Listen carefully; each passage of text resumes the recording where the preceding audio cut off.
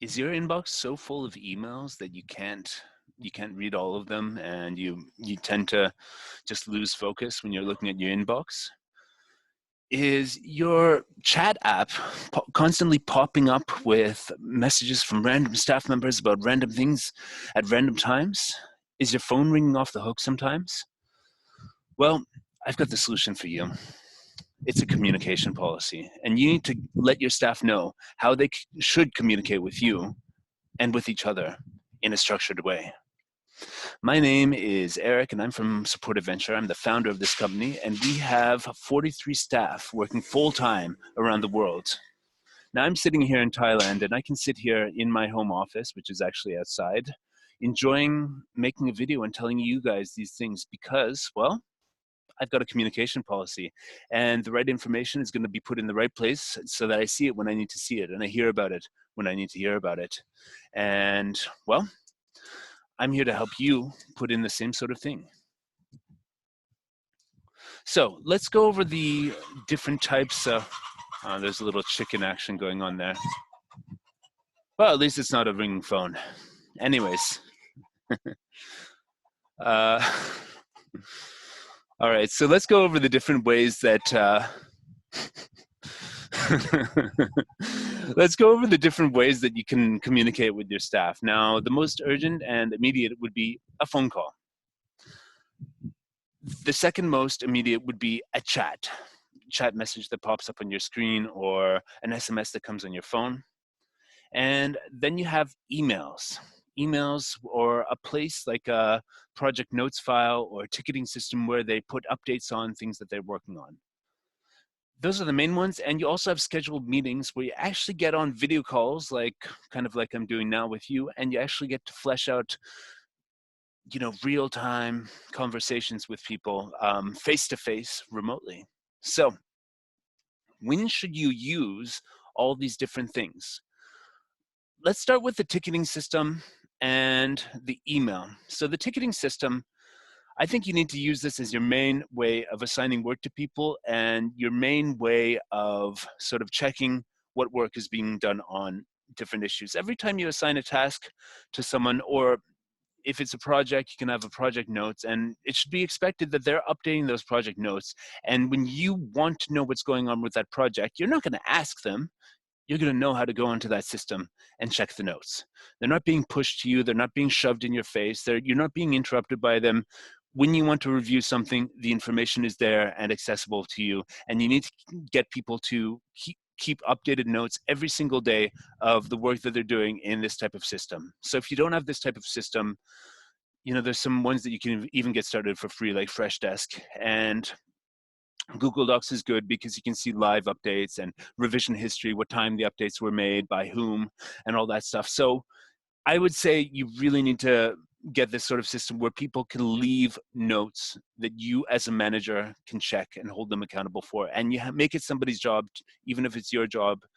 Carve out a role of somebody that's going to actually check all of this on a regular basis, that people are actually adhering to the system. Because if you don't make it clear that there's someone checking that they're doing it, they might not do it. And it should be part of the job, part of a way that bonuses are calculated, etc. If you ask me, very important for remote working, because you don't want to be asking them all the time, what you doing? Are you done this yet? You should be able to check what they've done, right? Next one, email.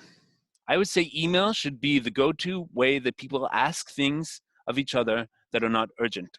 If it's an email that's sent from the ticketing system, or from, the sheet where Google Docs sheet, when you add comments, for example, it can be configured to send an email, basically, if it's your document, I think.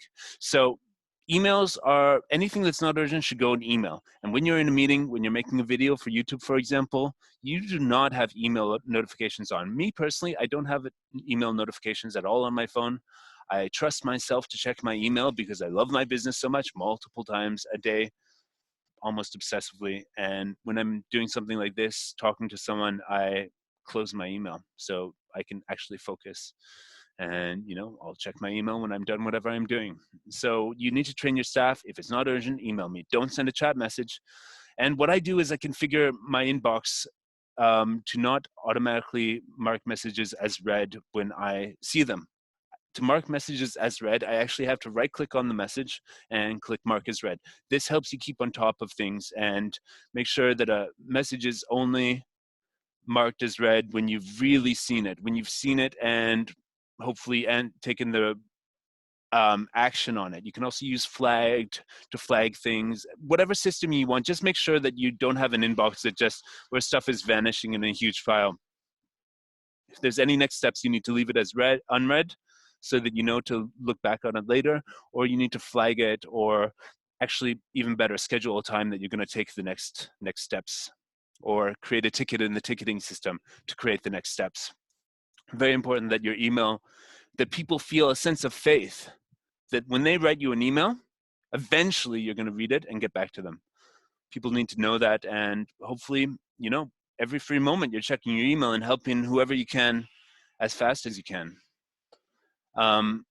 Yeah, it's important to make email the main way that people send you messages, because chat is problematic. Let me tell you about chat. Chat, I first started on chat when I was about 14 years old. I think I was on the Much Music chat, which is Canada's version of MTV. And yeah, I don't think I could find any of my chat logs now. And that's the thing, chat disappears constantly. Chat is a momentary thing that just happens and then it's gone. Perhaps there's records, but the information in chat is not very well organized usually. It's not very accessible. You have to keep on scrolling. Oh, where was it in the chat where he pasted this screenshot of this thing? It should be no substitute for a well-defined documentation system.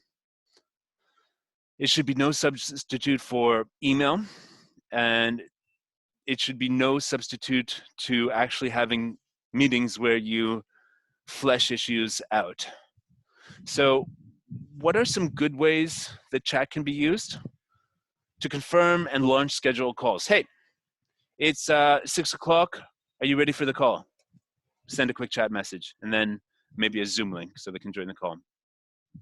Confirming availability for incoming call transfers. It's like, hey, I've got John on the line regarding case number 8674. Can you take the call? And if you get no answer, you say, sorry, John, he'll have to call you back later.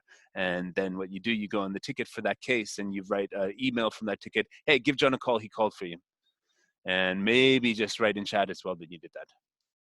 But I always assume that if people don't respond within 2 minutes on the chat, they need to get an email for this, because who knows, they could have a gazillion chat messages above yours when they come, and somebody with an urgent my house is on fire calling. So another good use of chat: advise on urgent situations to see if a response can be had before calling.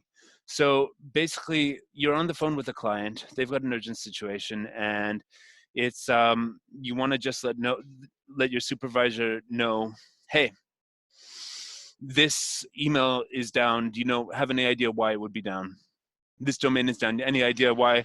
You let them know, ask for next steps, and you get an immediate response that they're advised of the situation. So urgent situations, I would use like chat to say, hey, are you there? We got this big problem.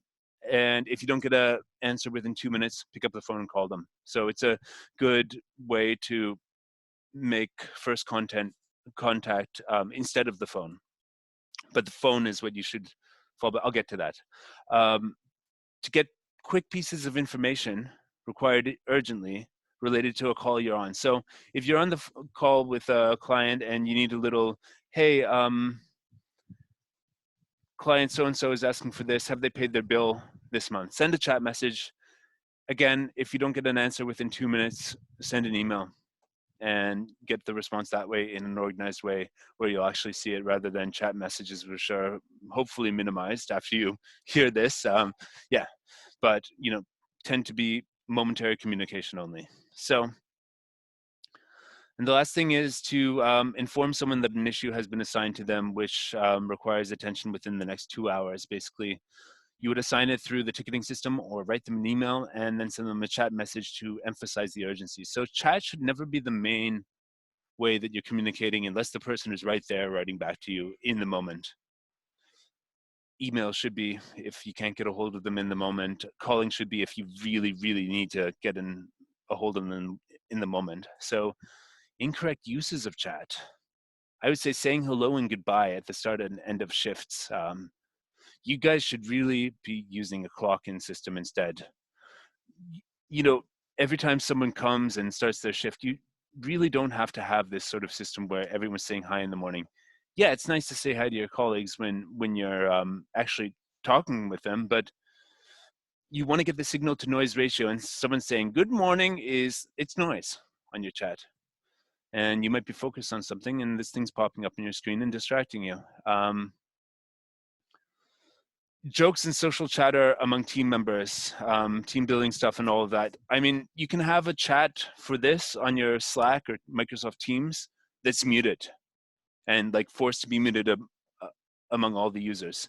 But you definitely don't want chat messages popping up on people's screen every time somebody has a joke that they want to tell and they think it's, they want to post some sort of like internet meme, which is really funny or something. No, that should not be interrupting people from their focus, from their work, from their calls, from their meetings, from anything like that. So if that's popping up on anybody's screen, you need to stop that.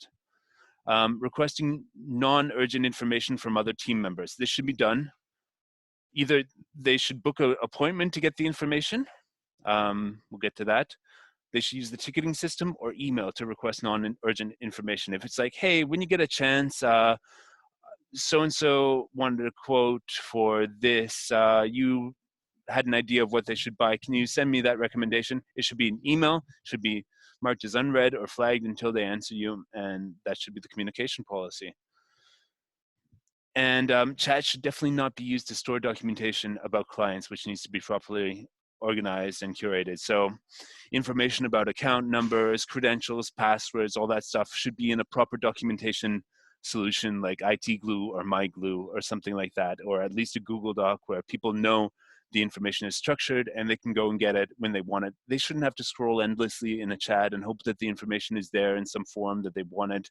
No way. You need to curate your documentation, and chat is no way to sort of do that. So the golden rule of chat is do not assume that since you have written something on chat that everybody has read it and paid attention to it, nor take it any requested action steps. You need to actually have a system of assigning people work and seeing that they've done it.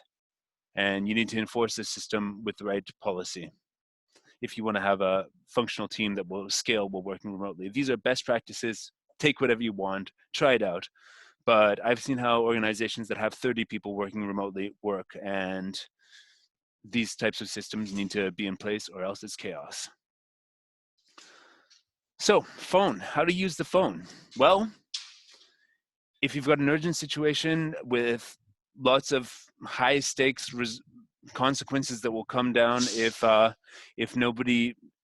person doesn't answer the phone and give the information or do something right now, pick up the phone. Try them on chat, but then if they don't answer immediately, pick up the phone and get it happening. And you want to use this, the signal to noise ratio of something that really needs to happen right now. When my phone rings, it happens about twice a month in my business, and I've got 43 staff. They've been trained not to call me, to email me. I'm very responsive on email when I'm not immersed in something else. And if they call me, it should be like, hey, the meeting started, where are you? That's a really good one. Or this client wants to cancel their contract, what to do? Or we've got a data breach, possible data breach, or I need this credential to log into the system now, or else there will be severe consequences. So basically, the best way to also have people to be able to do non-urgent tasks with you in collaboration with you is have a scheduling app as well. I use Calendly. You can log on, book a time with me to discuss whatever you want. And the questions can be configured to collect information about the ticket number, the links to where the notes on the case are being kept, notes on the project, etc. And they put all that in the invite, and I know tomorrow at 3 o'clock I'm going to get on a call with Johnny, and I'm going to get on a call with Johnny about the new project that he's doing for my company, and we're going to discuss that in full. I'm going to focus in an uninterrupted way on Johnny and his stuff, and hopefully give him some decisions, guidance, and ideas. And there's no substitute for face-to-face chat over the internet. You can get lots more of an evolution of ideas in a call. You can help people a lot in a nonverbal way, by the way that you sort of think issues out. You can be a mentor, you can be all this. So it's better than emails. Emails are good, but my least favorite of all of these things, I think you've gathered it, chat. So you need a communication policy that saves you time, that organizes your time, that allows you to deal with non-urgent things when it becomes sensible to deal with them, and urgent to know about urgent things as soon as possible, in a way that you know if your phone's ringing, if a person's calling you, it's actually urgent. Thanks a lot, guys. If you need help writing this communication policy, well, book a free 15-minute consultation with me, and maybe I can give you enough that you can write the whole policy in just 15 minutes. And you'll be like, thanks, Eric, that was cool. I don't need you anymore. You gave me all the ideas in that video, and the 15 minutes you gave me was gold. Or maybe you need to pay me to consult on your business. I don't know. You know what to do. If you like this channel, subscribe. If you like, if you'd like to work with me, book a free 15-minute consultation. I said that already. Thank you for communicating with me in this video. Take care, guys. Bye now.